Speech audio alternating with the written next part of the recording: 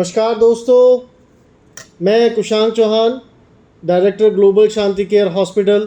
आज फिर एक बार आप सभी का अपने YouTube चैनल ग्लोबल शांति केयर हॉस्पिटल परिवार पर आप सभी का स्वागत करता हूं। आज फिर एक बार हम एक वीडियो लेकर के आपके सामने आ रहे हैं जिसमें आपको बहुत अच्छी जानकारी दी जाएगी।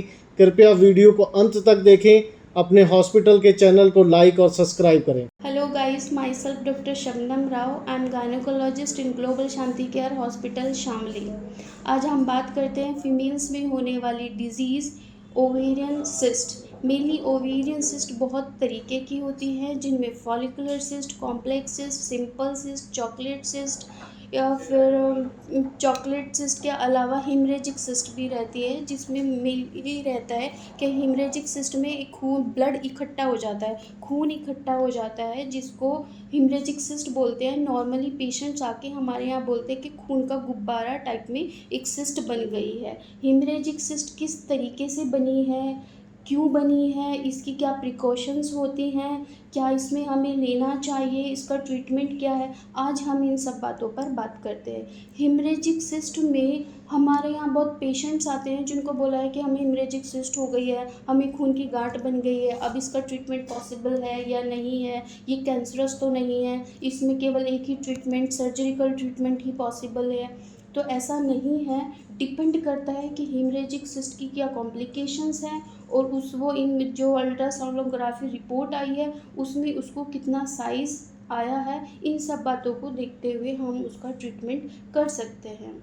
फर्स्ट ऑफ ऑल बात करते हैं हिमरेजिक सिस्ट के बारे में। तो हिमरेजिक सिस्ट में जो ओवरी का साइज़ होता है वो नॉर्मल साइज़ से थोड़ा बड़ा हो जाता है।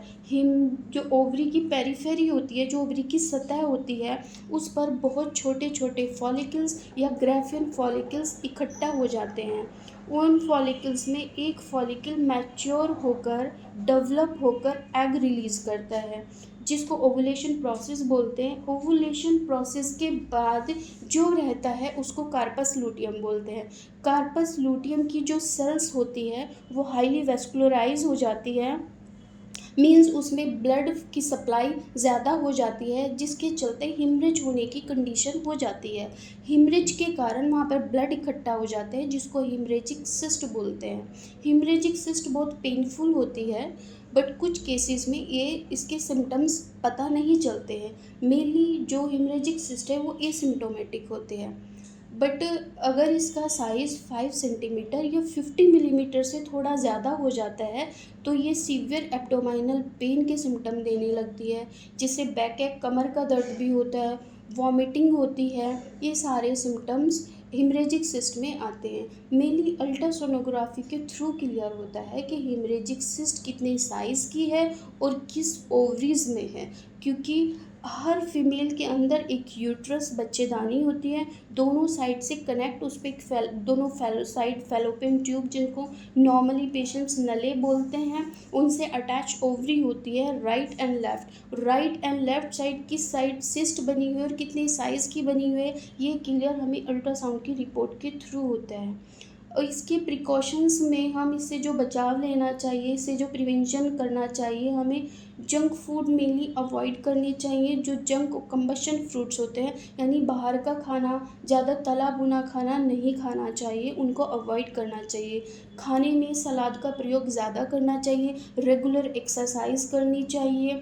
अगर हार्मोन डिसबैलेंस है तो हार्मोनल थेरेपी लेनी चाहिए।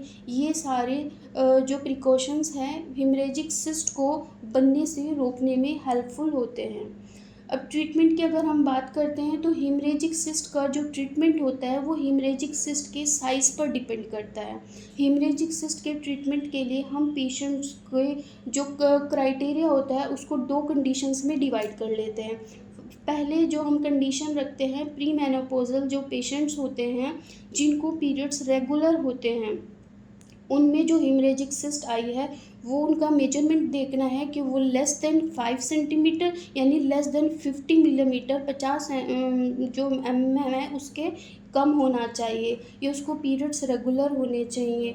और उसका जो अदर ब्लड टेस्ट है वो नॉर्मल हो तो उसको हार्मोनल थेरेपी के थ्रू हम ट्रीटमेंट कर सकते हैं।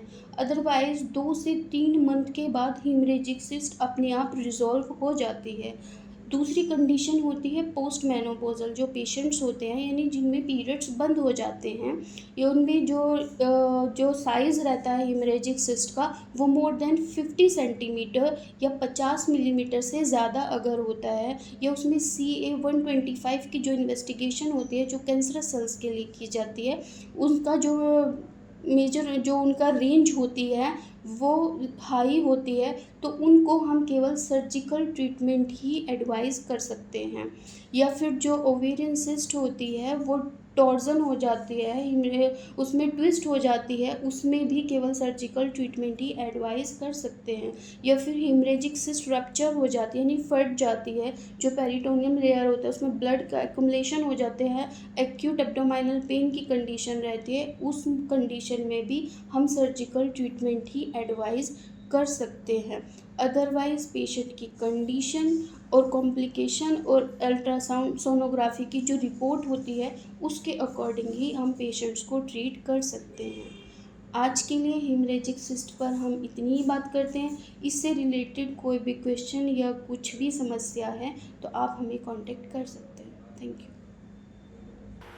वीडियो को अंत तक देखने के लिए आप सभी लोगों का हार्दिक धन्यवाद, आभार। आप इसी तरह हमारे चैनल के साथ बने रहें।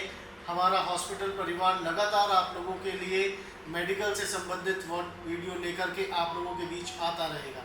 नमस्कार।